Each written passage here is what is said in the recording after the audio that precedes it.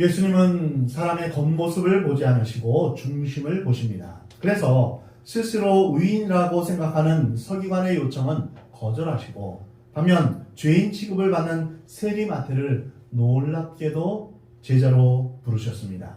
이러한 태도에 바리새인들이 비판하자 우리 주님은 자신은 의인이 아니라 죄인을 부르러 오셨다고 말씀하셨습니다. 이 말씀을 마치시자 한 무리가 예수님을 찾아왔습니다. 오늘 본문 14절 말씀입니다. 그때 요한의 제자들이 예수께 나와 이르되 우리와 바리새인들은 금식하는데 어찌하여 당신의 제자들은 금식하지 아니하나이까. 마태의 집에서는 예수님과 죄인들, 세리들, 바리새인들과 여러 사람이 모여 이야기하며 식사를 나누고 있었습니다. 맛있게 식사를 하는 도중에 세례 요한의 제자들이 와서 질문을 한 것입니다. 왜 당신의 제자들은 먹기만을 좋아합니까? 왜 우리처럼 경건하게 금식하지 않습니까? 라면서 금식하는 날 금식하지 않고 잡수시니 요한의 제자들이 심기가 불편했던 것입니다. 여기서 요한의 제자들은 세례 요한의 제자들을 말합니다. 세례 요한은 예수 그리스도를 알리기 위한 선구자였습니다. 예수님의 길을 예비하기 위한 사람이었습니다. 그는 광야에서 외치는 자의 소리라고 불렸고 회개하라 천국이 가까이 왔느니라 라고 선포했습니다.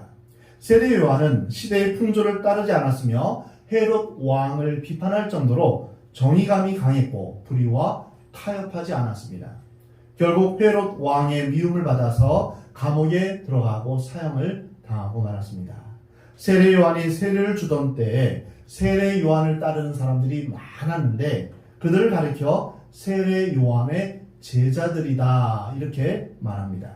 세례 요한이 예수님을 만났을 때 보라 세상 죄를 지고 가는 하나님의 어린 양이로다 이렇게 소개하면서 자신의 제자들이 예수님을 따르도록 소개했습니다.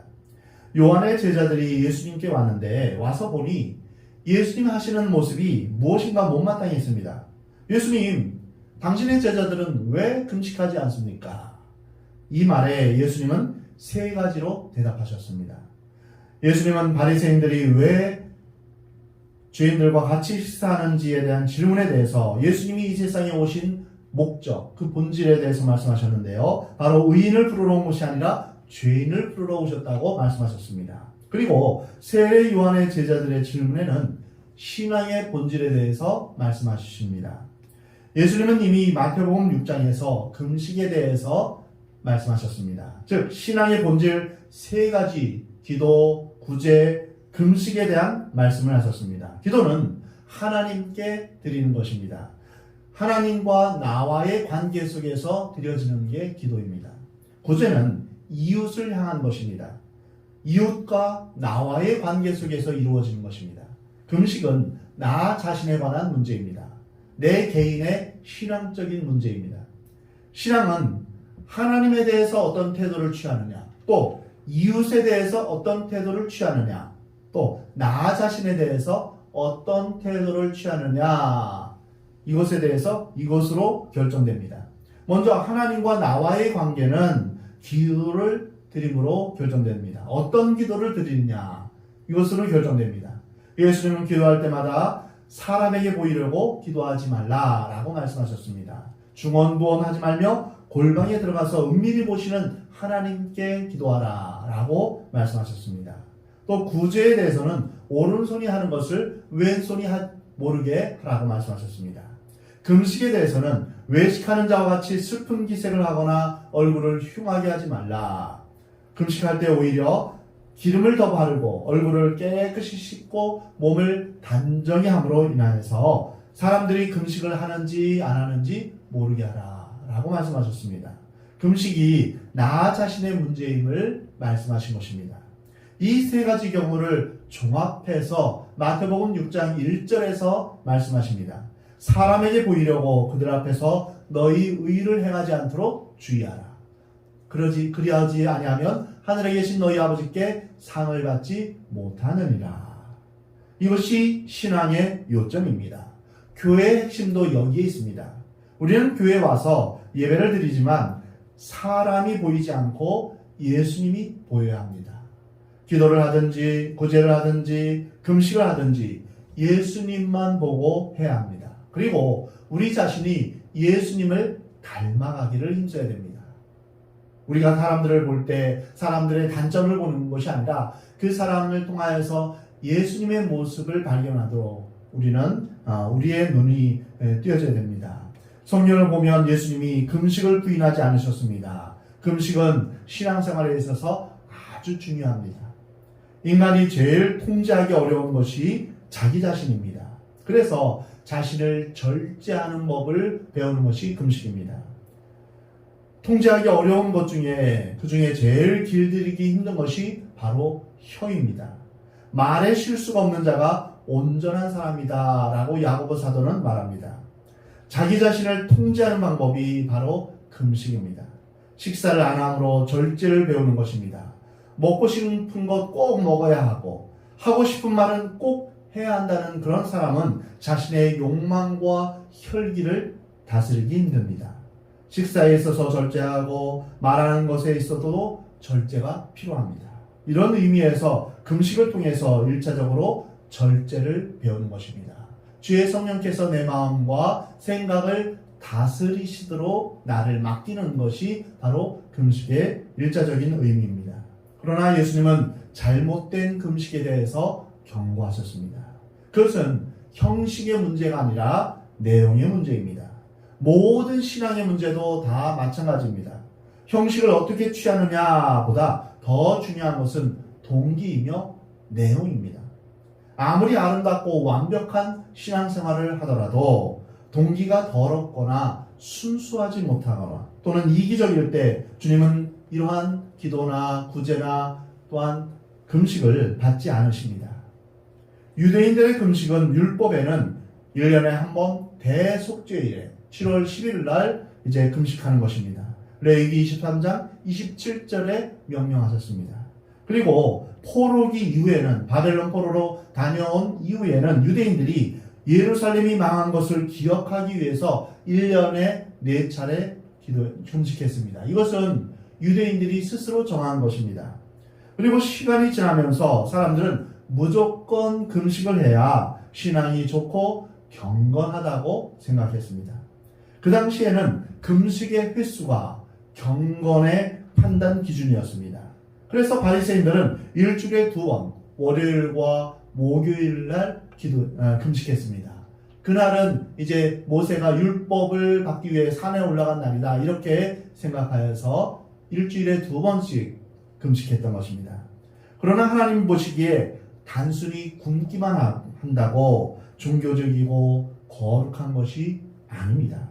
금식을 통해 회개와 기도를 하며 하나님을 만나는 기쁨과 감격이 있어야 됩니다. 나 자신을 쳐서 하나님의 다스리심을 성령의 이끄심을 받기를 구하는 것, 이것이 금식의 참된 의미입니다. 요한의 제자들이 질문한 당신의 제자들은 왜 금식하지 않습니까? 이 질문은 본질에 대한 질문이 아니라 형식에 대한 질문입니다. 사실 예수님은 형식을 자꾸 파괴하셨습니다. 왜냐하면 형식은 전통을 만들기 때문입니다. 요한의 제자들의 질문은 금식하는 방법의 문제였습니다. 자기와 같이 생각하지 않고 자기와 같은 방법을 택하지 않는다면 틀렸다. 이러한 사람들이 가끔 있습니다. 그러나 형식의 문제를 가지고 사람을 구분하거나 사람을 비판해서는 안 됩니다. 중요한 것은 중심입니다. 마음입니다. 여기 이 사람들을 자기와 같은 방식으로 하지 않는다고, 즉 금식을 하지 않는다고 비판하는 것이 바로 요한의 제자들이었습니다. 이것이 문제입니다. 내가 금식해야 되니까 너도 금식해야 된다. 내가 철야기도 하니까 너도 철야기도 해야 된다. 이렇게 생각하며 그렇지 않으면 믿음이 없다고 생각합니다. 그렇지 않습니다. 이 사람은 나름대로 믿음이 있는 것입니다. 단지 그런 방법을 쓰지 않을 뿐입니다. 11조 내는 것, 기도원 가는 것, 봉사하는 것도 다 마찬가지입니다. 하나님은 우리의 체질을 아시기 때문에 각자의 체질을 따라 믿게 하십니다.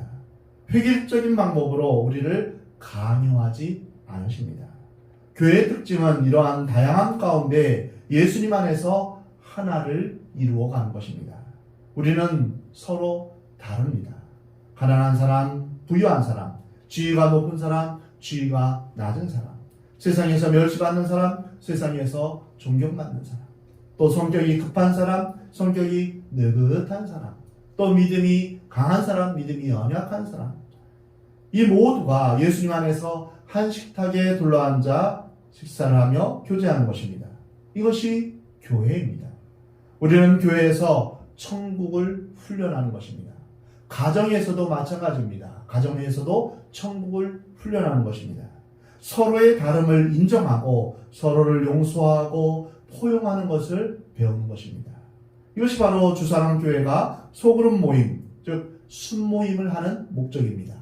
소그룹 모임을 통하여서 서로 다름을 이해하고 포용하고 또 서로를 위해서 기도하며 사랑하는 그런 것을 훈련하는 것입니다. 세례 요한의 제자들이 가진 오만과 편견이 바로 여기에 있습니다. 우리처럼 안 믿는다. 이것입니다. 형식적인 제도나 전통이 갖는 오류입니다. 편견 중에서도 신앙적인 편견이 무섭습니다. 예수님은 이러한 신앙적인 편견과 또한 전통이나 형식이 아니라 사람의 마음속 깊은 곳에 무엇이 있는지 그것에 관심을 두십니다. 세례 요한의 제자들의 질문에 예수님은 세 가지로 답변하셨는데요. 오늘 보면 15절입니다. 예수님께서 그들에게 이르시되 혼인집 손님들이 신랑과 함께 있을 동안에 슬퍼할 수 있느냐? 그러나 신랑을 빼앗길 날이 이르니 그때에는 금식할 것이니라. 금식을 왜 안 하느냐? 이 질문에 대해서 예수님은 금식 자체를 부인하신 것이 아닙니다. 금식을 할 때가 있고 안 할 때가 있다는 것입니다. 즉 때의 문제라는 것입니다. 믿음을 가지면 시간이 이해됩니다. 그러나 믿음이 없으면 이해가 되지 않습니다. 왜 하필 이때 이런 일이 나에게 일어납니까? 라면서 이해하지 못합니다. 그러나 하나님을 믿는 사람은 주님의 때, 주님의 방법대로 가장 선한 길로 인도하실 줄 믿습니다. 하면서 하나님의 때를 기다립니다. 믿음의 사람은 하나님께서 하실 때를 기다리며 인내합니다. 그러나 믿음이 없는 사람은 예수님이 오실 때를 모르고 기다리지 않습니다. 그래서 쾌락을 누리고 방탕하게 삽니다. 신앙을 가진 사람은 시간 관리를 잘합니다. 15절 말씀에서 예수님은 자신을 신랑으로 비유하셨습니다. 신앙이란 예수님과 우리의 관계를 의미합니다. 우리는 정결한 신부이며 예수님은 우리의 신랑이 되십니다. 그 당시에는 결혼식을 일주일 동안 했습니다. 그 결혼 기간에는 금식의 날이 와도 금식을 하지 않았습니다. 축하하기 위해서입니다. 신랑 신부는 왕과 왕후처럼 옷을 입고 많은 사람의 축하를 받았습니다. 가난하고 단출한 그런 일반 사람들에게 일생에 한 번쯤 있는 그런 사건이기 때문입니다. 예수님은 신랑인 자신이 잔치를 베풀고 있는 이때에 금식할 필요가 있느냐 이렇게 말씀하십니다. 그러나 신랑을 빼앗길 때가 온다고 말씀하셨습니다. 예수님이 십자가에 못 박혀 죽으실 때를 의미합니다. 그때가 바로 너희가 금식할 때다라고 말씀하십니다. 예수님은 나와 함께 있을 때는 금식할 필요가 없다. 기뻐하고 즐거워하고 감격하고 음식을 먹고 즐기는 것이다. 예수님이 계실 때 나병이 낫게 됐고 귀신이 나갔습니다. 안진뱅이가 일어나고 중풍병자가 침상을 들고 일어났습니다.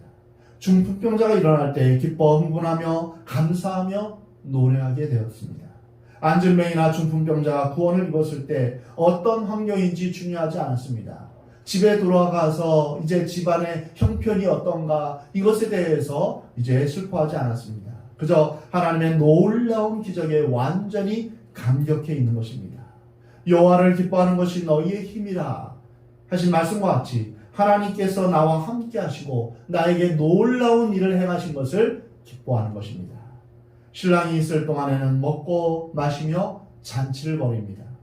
신앙이란 억지로 슬픈 기색을 띠면서 경건한 척 하는 것이 아닙니다. 어린아이처럼 기뻐하며 감격하는 것입니다. 하나님의 창조의 신비, 구원의 기쁨, 무한한 사랑과 긍휼, 이것을 생각하며 감격하는 것입니다. 그러나 신랑 되신 예수님을 빼앗길 때는 금식해야 합니다. 사랑하는 성도 여러분, 예수님을 잘 믿다가 죄의 구렁텅이에 빠져서 헤어나오지 못할 때 우리는 회개하며 금식해야 합니다. 사탄의 억압되었는데 우리는 기도와 함께 금식하면서 사탄에 대적해야 합니다. 예수님은 이제 두 번째 해답을 주십니다. 오늘 본문 16절 말씀입니다. 생배 조각을 낡은 옷에 붙이는 자가 없나니 이는 기운 것이 그 옷을 당겨 헤어짐이 더하게 됨이라. 예수님은 이해하기 쉬운 방법으로 가장 위대한 진리를 설명하고 계십니다. 헤어진 헌옷이 있습니다. 이때 생배 조각을 베어서 그것을 메우면 안 된다는 것입니다. 생배 조각을 베어서 메우면 비 오는 날이 되면 수축 현상이 일어나서 옷을 다 버리게 된다는 것입니다. 헌옷에다가 새 옷감을 붙이면 헌옷도 버리고 새 옷도 버리게 된다는 것입니다. 여기서 헌옷이란 낡은 유대 종교를 말합니다. 옛날의 낡은 체제로 사람들을 속박하려고 하면 스스로 망하게 된다는 것입니다. 예전에 2011년 전례가 없는 큰 쓰나미가 일본에 닥쳤을 때 일본 사람들은 자신들이 만든 매뉴얼에 없는 것은 아무것도 하지 않았습니다. 수많은 매뉴얼을 만드는 것을 일본 사람들은 좋아합니다. 평소에 많은 규칙을 만들지만 매뉴얼이 예측하지 못한 위급한 상황이 닥치면 아무것도 하지 않으려 하는 것입니다. 유대인들도 이와 마찬가지입니다. 유대인들은 자신들이 만든 규칙에는 철저했지만 하나님께서 예수님을 통해 주시는 새 언약은 거절했습니다. 그리고 성령께서 주시는 새로운 법에 있어서는 외면했습니다. 새 옷감, 생배라는 것은 예수 그리스도의 새 생명을 의미합니다. 이제 금식에서 한 걸음 더 나아가서 예수님은 참 신앙의 문제에 대해서 말씀하십니다. 다시 말하면 참 신앙은 타협하는 것이 아닙니다. 예전에 우리가 착하게 살았는데 더 착하게 사는 것이다. 이것이 신앙의 본질이 아닙니다. 우리는 예수님이 요구하신 신앙을 받아들이기 어려우면 옛사람의 모습과 예수님의 가르침을 적당하게 섞어서 해결하려고 합니다. 새 옷감으로 헌옷을 기우면 맞지 않는 것처럼 새 종교의 옷은 옛 종교의 옷과 맞지 않습니다. 오늘 예수님이 주시는 말씀은 옛 형식을 벗어버리고 믿음의 새 옷을 입어야 한다는 것입니다. 기워 입지 말라는 것입니다. 새 것으로 바꾸라는 것입니다. 예수님을 믿는다는 것은 선한 일을 한다는 것이 아닙니다. 내가 좀 더 노력하는 것이 아닙니다. 성품이 변화되는 것입니다. 새롭게 변화되는 것입니다. 예수님 안에서 우리가 새로 태어나는 것입니다. 거듭나는 것입니다. 새 사람이 되는 것입니다. 고린도후서 5장 17절에 누구든지 그리스도 안에 있으면 새로운 피조물이라. 이전 것은 지나갔으니 보라 새 것이 되었도다. 본질이 변화되는 것입니다. 발전하는 것이 아닙니다. 물이 변하여 포도주가 되듯 새 사람이 되는 것입니다. 이것이 예수님의 두 번째 해답입니다. 사랑하는 성도 여러분 모두 예수님을 만나고 새롭게 변화되어 새 사람이 되는 그러한 은혜 가운데 살기를 주의 이름으로 축원합니다. 세 번째 해답입니다. 새 포도주를 낡은 가죽 부대에 넣지 아니하나니 그렇게 하면 부대가 터져 포도주도 쏟아지고 부대도 버리게 됨이라. 새 포도주는 새 부대에 넣어야 둘이 다 보존되느니라. 예수님의 이 말씀은 아주 혁명적인 말씀입니다. 새 술은 새 부대에 넣어야 된다는 것입니다.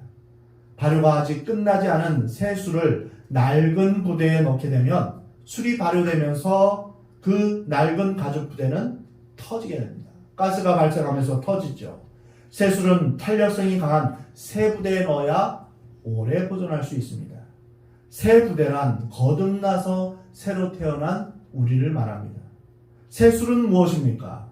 고린도전서 11장 25절에 식후에 또한 그와 같이 잔을 가지시고 이르시되 이 잔은 내 피로 세운 새 언약이니 이것을 행하여 마실 때마다 나를 기념하라. 여기서 새 술은 예수님의 피로 세운 새 언약을 말씀하십니다.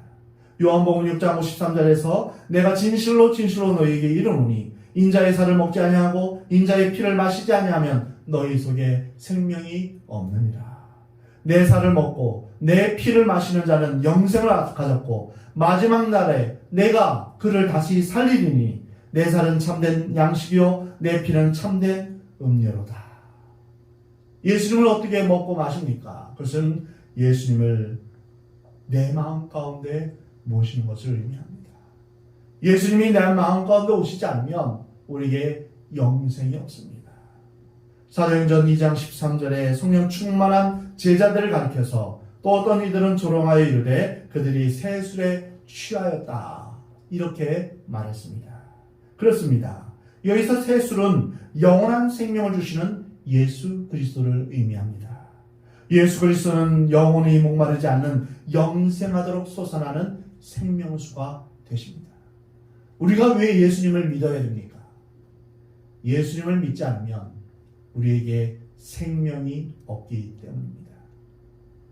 예수님께서 세우신 언약은 자신의 피로 세우신 영원한 구원을 주는 약속입니다.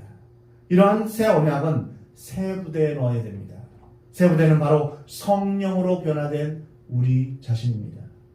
성령께서는 우리에게 항상 새로운 감동을 주십니다. 성령께서 우리에게 항상 새로운 사랑을 주십니다. 우리가 예전에 그때는 참 좋았지, 그때는 참 뜨거웠지, 그때는 참 신앙이 내가 좋았어, 옛날을 회상하며 지금 나는 이렇게 하면서 탄식하고 있을 것이 아닙니다. 신앙은 항상 현재성입니다. 성령께서 오늘 이 자리에 우리와 함께 하심으로 인하여서 늘 새로운 마음, 새로운 사랑, 새로운 감격이 우리 안에 넘쳐나야 됩니다. 그렇지 않으면 우리에게 문제가 있음을 알고 우리는 기도의 자리, 은혜의 자리에 나와야 됩니다. 주님, 저를 새롭게 변화시켜 주옵소서. 주님, 이대로는 안 됩니다. 저의 이 전형적으로 그냥 시계추 마냥 왔다 갔다 하면서 형식적인, 기계적인 그런 신앙생활은 안 됩니다. 주님 앞에 온전히 주님의 도우심을 구하며 나아가야 됩니다.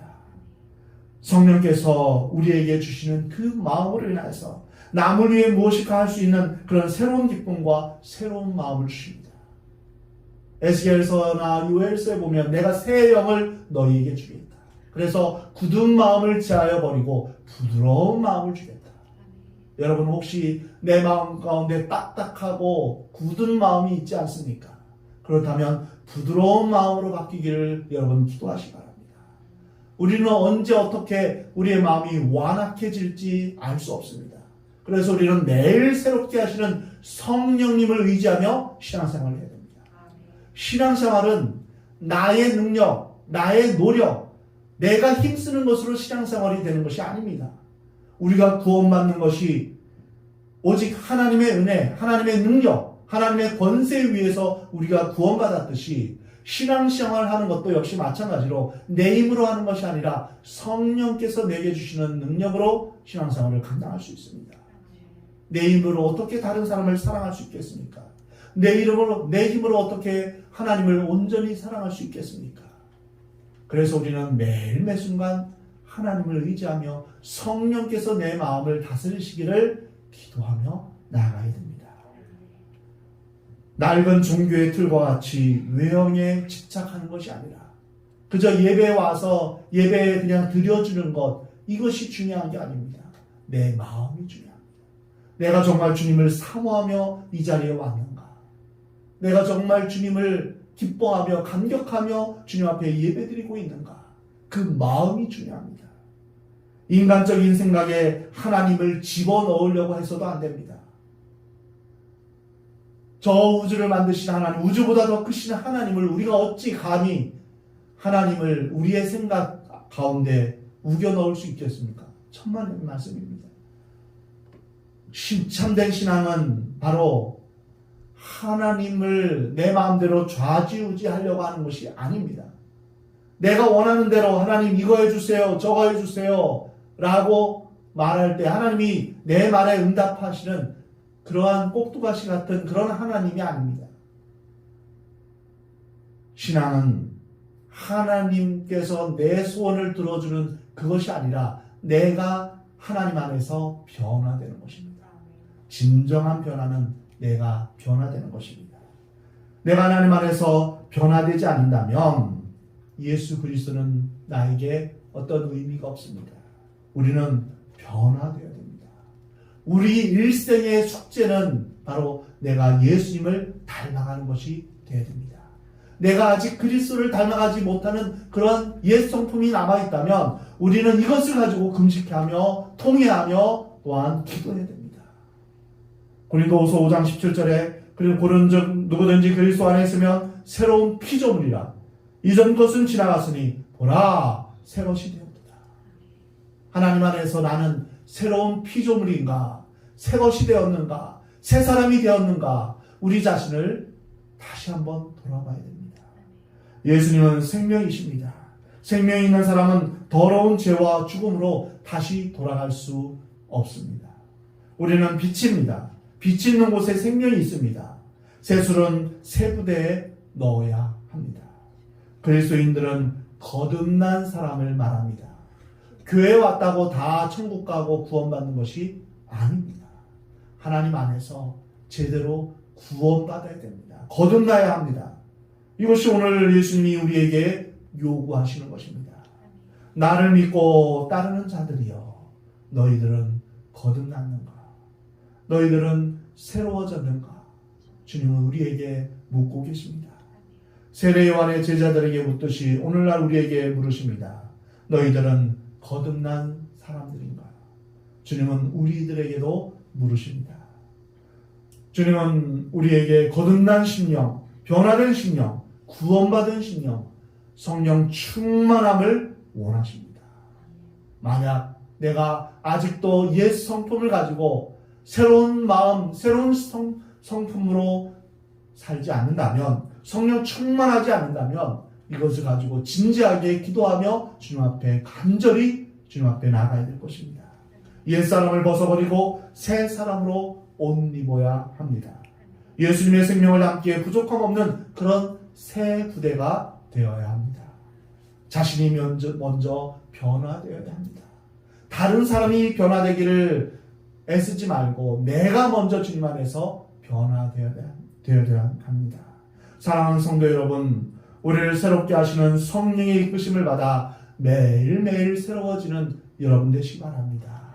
나를 새롭게 하시는 분은 오직 예수 그리스도의 영, 성령님밖에는 없습니다.